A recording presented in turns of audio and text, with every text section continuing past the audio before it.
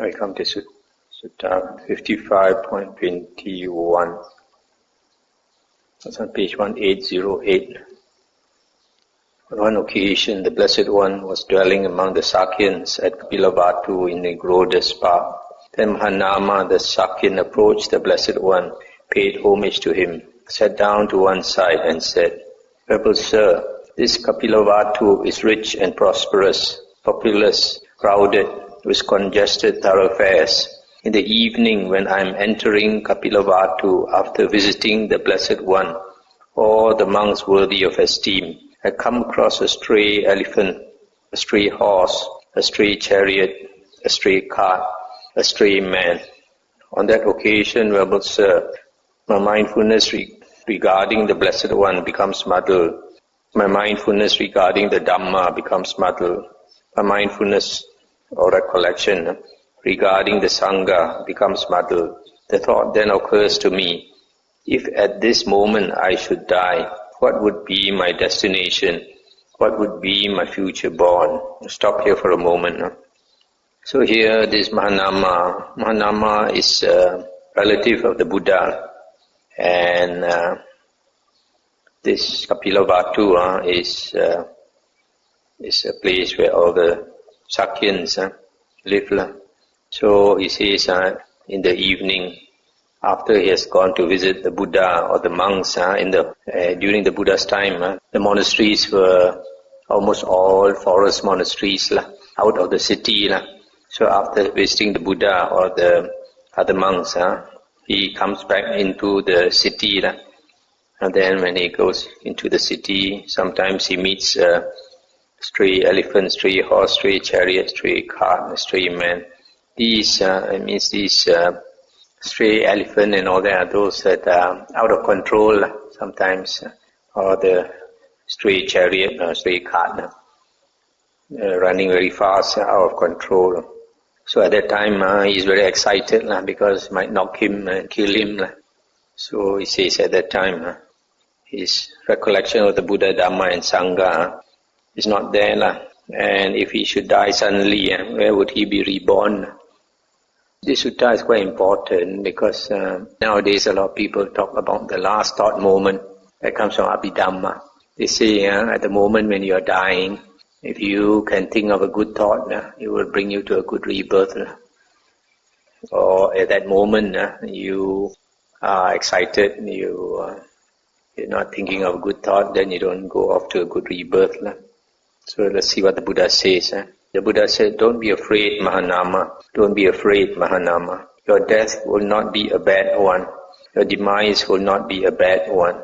If a person's mind has been fortified over a long time by faith, virtue, that means moral conduct, learning, generosity and wisdom. Right here, crows, vultures, hawks, dogs, jackals or various creatures eat his body consisting of form, composed of the four great elements, originating from mother and father, built up out of rice and gruel, subject to impermanence, to being worn and rubbed away, to breaking apart and dispersal. But his mind, which has been fortified over a long time by faith, virtue, learning, generosity and wisdom, that goes upwards, goes to distinction.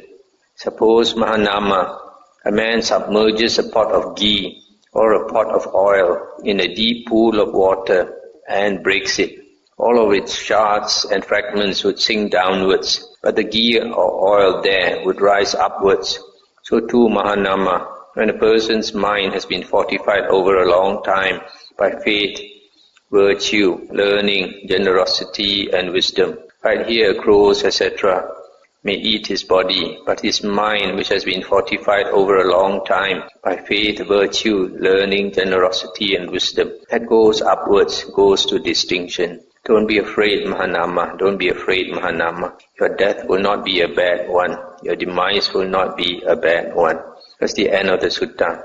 So here the Buddha is saying, even though you may be attacked by various creatures and eaten, and even though you may feel fear at the last moment, but because you have practiced these few things, you have faith in the Buddha, Dhamma and Sangha, you have moral conduct, Oral conduct normally refers to Aryan normal conduct, and basically it's the 7 precepts, the 3 body precepts and 4 verbal precepts. Learning here refers to much learning, Bahu Satcha, or sometimes Bahu Sutta. This term in Chinese is called Tuo Wen, and it refers to much learning of the Buddha's Dhamma, much understanding of the Buddha's Dhamma. Bahu Satcha means much truths, Satcha means truths. So that means much knowledge of the truths, the Buddhist truths. Bahu Sutta means much hearing of the Dhamma, the Buddha's Dhamma. So here it just says learning, but it refers to these 2 words, having much knowledge of the Buddha's discourses, the Buddha's words. Generosity, form of giving to others, helping others, and wisdom. Because of these 5 qualities, the Buddha says, the mind will bring you up. Doesn't matter how your body dies, because your mind is an elevated mind. So generally, I like to say that when a person dies, even though he may be certified dead by the doctor, that is only clinical death. That is not death. That is not actual death in the Buddha's teachings. In the Buddha's teachings, the Buddha says when a person dies, 3 things stop. I think in the Majjhima Nikaya Sutta. What are these 3 things? One is vitality, vital energy. Second one is consciousness. Third one is body heat. When a person really dies, these 3 things leave him. So when these 3 things leave him, then you will only know by when you touch the body. When you touch the body is cold, and he definitely will not revive. If a corpse, the body is still warm, there's still a possibility that being is alive and may revive.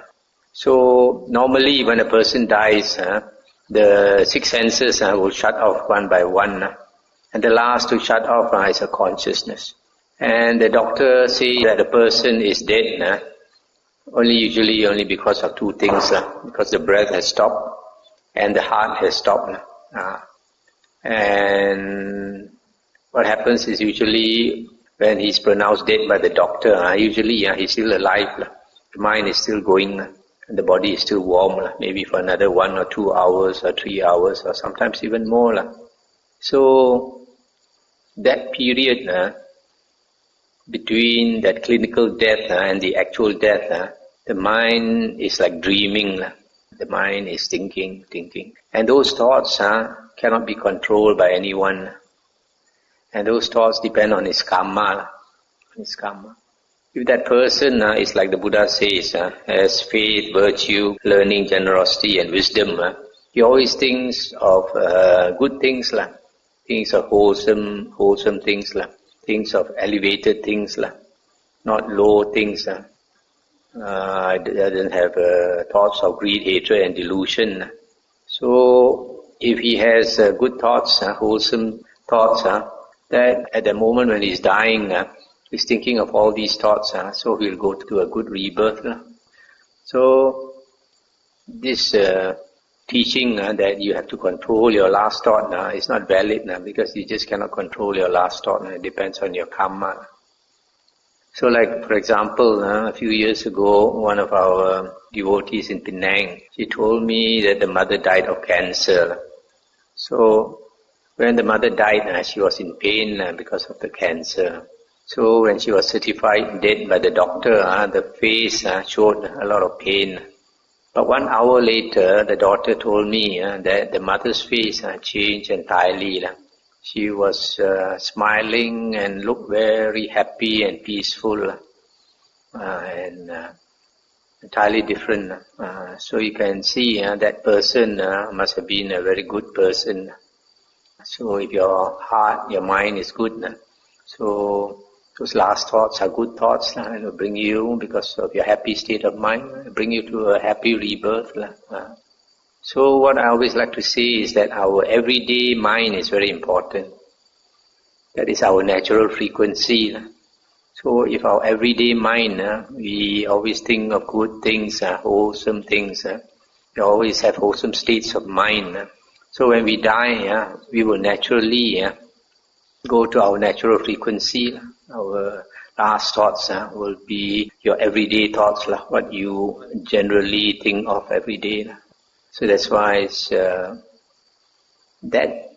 everyday thoughts, if you want to have a good rebirth, you want to have a wholesome states of mind every day, that needs a lot of training, that needs a lot of practice, cultivation of the mind. So it takes years. That's why I always say it takes years to prepare for death. Sometimes some people, they never learn the Dhamma, they're not interested in the Dhamma, full of greed, hatred and delusion. And when they are dying, they come and tell us how to help their mother, how to help their father. Cannot help because the habitual tendency is already fixed. And the last moment, you cannot change that. It takes many years to change. So people don't understand. So sometimes worldly people, they see us interested in the spiritual path. They think we are very foolish, wasting our time, not enjoying all the worldly pleasures. Recently, we have one of our devotees, the sister-in-law, has never been interested in religion. Now she's dying of cancer.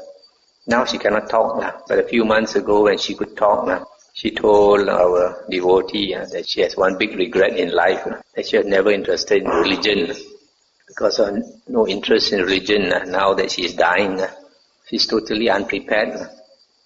So this sutta tells us that our everyday mind is very important.